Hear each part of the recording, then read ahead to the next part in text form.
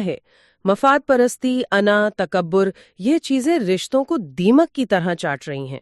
और इन सब में जिस चीज का जिक्र मुझे सबसे ज्यादा बरमहल लगा वो सोशल मीडिया की ये मसनूई दुनिया है।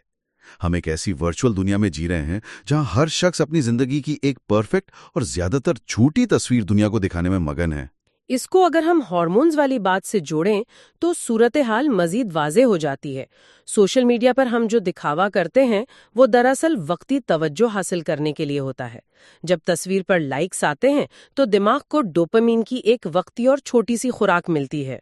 यानी वो एक आर्जी खुशी है। जी, लेकिन ये वो ऑक्सीटोसिन वाला गहरा पुरसुकून और देरपा ताल्लुक नहीं है जो एक सच्चे इंसान के साथ बैठकर महसूस होता है। हम इस दिखावे की दौड़ में इस कदर शामिल हो चुके हैं कि हमें याद ही नहीं रहा कि फिल्टर से स्क्रीन पर नजर आने वाली तस्वीरें तो बेऐब की जा सकती हैं, लेकिन दिलों के अंदर जो जंग लग चुका है उसे किसी डिजिटल फिल्टर से साफ नहीं किया जा सकता। सच्ची बात है। ये दिखावा और अना हमें माफ करने से भी रोकती है। तहरीर में ये बात वाज़े तौर पर बताई गई है कि सालों पुरानी रंजिशें पाल कर रखना आज रिश्तों की तबाही का एक बड़ा सबब है।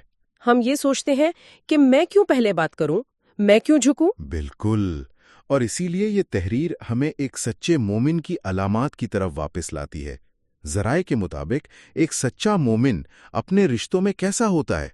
वो गीबत नहीं करता, वो बदले की आग में नहीं जलता, वो माफ करने का हौसला रखता है। और सबसे बढ़कर ये कि वो कभी अपना एहसान नहीं जताता। हाँ, हमारे यहाँ तो ये बहुत आम है कि अगर किसी के लिए कुछ कर दिया जाए तो जिंदगी भर उसे ताने दिए जाते हैं कि मैंने तो तुम्हारे लिए फलां वक्त में ये किया था। एहसान जुतलाना दरअसल इस बात का सबसे बड़ा सबूत है कि उस रिश्ते या उस नेकी के पीछे इखलास मौजूद नहीं था। अगर वो अमल खालिसतन अल्लाह के लिए था तो इंसान का उस शख्स से क्या हिसाब बाकी है जाता है। बिल्कुल सही कहा आपने। जब हर तरफ नफ्सा नफसी का आलम होगा, कोई रिश्तेदार, कोई दोस्त किसी के काम नहीं आ रहा होगा, उस वक्त रब्बे कायनात ये ऐलान फरमाएगा, कहाँ हैं वो लोग जो मेरी खातिर एक दूसरे से मोहब्बत करते थे। सुभान अल्लाह। ये मकाम सोच कर एक अजीब सी कैफियत तारी हो जाती है। जरा तसव्वुर करें, उस दिन वो तमाम रिश्ते जो दुनिया में मफाद, दिखावे, पैसे या सोशल मीडिया पर लाइक्स की बुनियाद पर बनाए गए थे, वो सब राख हो चुके होंगे। सिर्फ एक चीज बाकी बचेगी और वो है वो खामोश, सच्चा और खालिस रिश्ता जो सिर्फ और सिर्फ अपने रब को राजी करने के लिए निभाया गया था। वही खुलूस की असल और हतमी कामयाबी का दिन होगा। अब सवाल ये पैदा होता है कि क्या हम इस नहज पर पहुंचकर मायूस हो जाएं? नहीं, खुशकिस्मती से ये तहरीर सिर्फ खामियों की निशानदेही करके हमें अंधेरे में नहीं छोड़ती, बल्कि कुछ अमली तजावीज भी पेश करती है। जी, वो इक़दामात जिन पर चलकर इंसान अपने कमजोर या बज़ाहिर टूट चुके रिश्तों को दोबारा से जिंदगी दे सकता है। उनमें सबसे पहला और बुनियादी कदम वही है जिसका हमने शुरू में जिक्र किया, अपनी नीयत को दुरुस्त करना। यानी हर रोज खुद का मुहासबा करना कि मैं जो भी अमल कर रहा हूं उसके पीछे मेरी असल गर्ज क्या है। नियत की दुरुस्ती के बाद जो दूसरी तजवीज दी गई है वो नफ्सियाती और रूहानी दोनों हवालों से बहुत ताकतवर है, और वो है रोजाना किसी के लिए सच्चे दिल से दुआ करना। और ये दुआ उसके मुंह पर जाकर नहीं करनी बल्कि तन्हाई में करनी है। बिल्कुल, ये एक तरह का रूहानी डिटॉक्स है। जब आप तन्हाई में बैठकर बगैर किसी गर्ज के किसी के लिए भलाई मांगते हैं तो ये मुमकिन है ही नहीं कि आपके दिल में उस शख्स के लिए नफरत, कीना या हसद बाकी रहे। वो दुआ इस कीने को पिघला देती है। और तीसरी तजवीज है लोगों को माफ करना सीखना। लेकिन ये बात तस्लीम करनी पड़ेगी कि जब किसी ने वाकई दिल दुखाया हो, ज्यादती की हो, तो उसे माफ करना दुनिया का मुश्किल तरीन काम लगता है। ये मुश्किल जरूर है, लेकिन ये समझना जरूरी है कि माफ करने का मतलब ये नहीं कि आप दूसरे शख्स की ज्यादती को दुरुस्त मान रहे हैं। तो फिर असल मतलब क्या है? माफ करने का असल मतलब ये है कि आपने उस गुस्से और रंजिश के भारी बोझ से अपने आप को आजाद कर लिया है जो आप बरसों से अपने दिमाग पर लादे फिर रहे हैं। ये इस कॉर्टिसोल के मुसलसल रिसने को रोकने का अमल है। जबरदस्त। इसके साथ ही अगली तजवीज अपनी अना यानी ईगो को तोड़ना है। انا ایک ایسی فولادی دیوار ہے جو دو انسانوں کے درمیان رابطے کی ہر کھڑکی بند کر دیتی ہے۔ اکثر رشتے صرف اس لیے مر جاتے ہیں کیونکہ کوئی بھی شخص یہ کہنے کو تیار نہیں ہوتا کہ مجھ سے غلطی ہو گئی یا آؤ مل کر بات کرتے ہیں۔ اور ان تمام باتوں کا نچوڑ اس آخری تجویز میں ملتا ہے، ہر رشتے کو خالصتاً اللہ کی رضا کے لیے قائم رکھنا۔ اگر ہم یہ ایک اصول اپنا لیں تو شاید ہماری زندگی سے آدھی سے زیادہ شکایات اور ذہنی دباؤ ویسے ہی ختم ہو جائے۔ کیونکہ آپ کا رب اس اچھائی کو پسند کرتا ہے۔ یہی اس پوری گفتگو کا اصل حاصل ہے۔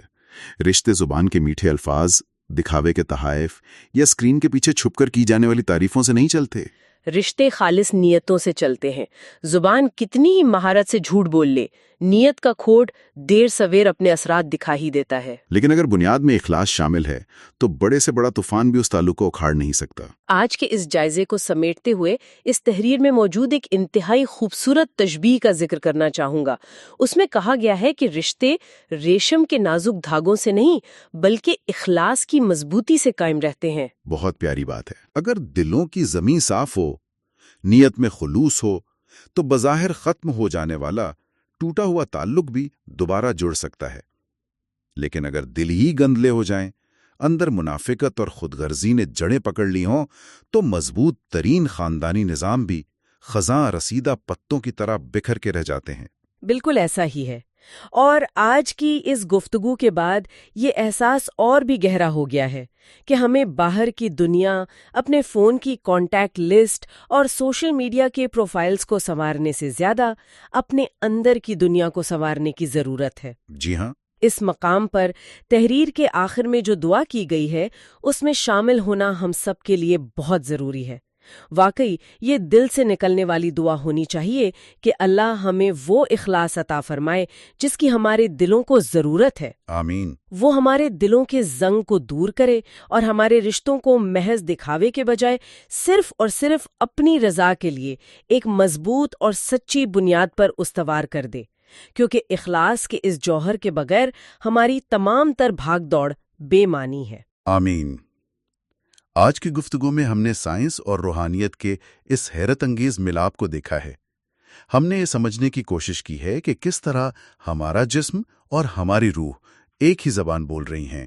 ضرورت صرف اس بات کی ہے کہ ہم تھوڑی دیر ٹھہر کر اس زبان کو سمجھنے کی کوشش کریں۔ اور اس ساری تفصیلی گفتگو کو ذہن میں رکھتے ہوئے میں ایک ایسا سوال سامنے رکھنا چاہوں گی جو شاید ہم سب کو اپنے ارد گرد کے حالات اور معاشرے کو ایک بالکل نئے اور کسی حد تک چونکا دینے والے زاویے سے دیکھنے پر مجبور کر دے۔ جی ضرور بتائیے۔ ذرا گہرائی سے اس بات پر غور کیا جائے، اگر ہمارے جسم کے ہارمونز جیسے خلوص کی موجودگی میں پیدا ہونے والا آکسیٹوسن اور منافقت اور جھوٹ کی صورت میں بڑھنے والا کورٹیسول ہماری نیتوں اور ہمارے اندر کے اخلاص سے اتنے براہ راست جڑے ہوئے ہیں، تو کیا یہ ممکن ہے کہ آج کے اس جدید دور میں پھیلی ہوئی بے چینی، شدید ذہنی تناؤ اور ڈپریشن کی وبا دراصل کوئی عام طبی یا نفسیاتی بیماری نہ ہو؟ بہت گہری بات کی طرف اشارہ کر رہی ہیں آپ۔ جی، کیا یہ ممکن ہے کہ یہ بڑھتا ہوا ڈپریشن دراصل ہماری نیتوں کے غیر خالص ہونے، ہمارے منافقانہ رویوں اور رشتوں میں بڑھتے ہوئے مصنوعی پن پر ہمارے جسم کا ایک قدرتی رد عمل ہو؟ کیا ایسا تو نہیں کہ ہم مسلسل وہ انسان بننے کی کوشش کر رہے ہیں جو ہم اندر سے نہیں ہیں، اور ہمارے جسم اب چیخ چیخ کر بیماریوں کی شکل میں ہمیں یہ بتا رہے ہیں کہ ہماری روح اس منافقت کے بوجھ سے تھک کر چور ہو چکی ہے؟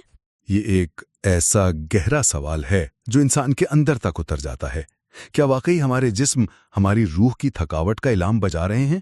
اس سوال پر تنہائی میں بیٹھ کر اور کھلے ذہن کے ساتھ غور کرنا ہم سب کے لیے بہت ضروری ہے۔ بالکل ضروری ہے۔ اور اسی فکر انگیز سوچ کے ساتھ ہم آج کے اس تفصیلی جائزے کو یہیں پر ختم کرتے ہیں۔ رشتوں میں خلوص کی اہمیت اور نیتوں کی سچائی کو اپنے اندر تلاش کرنا ہم سب کے لیے وقت کی سب سے اہم ضرورت ہے۔ خدا حافظ۔ خدا حافظ۔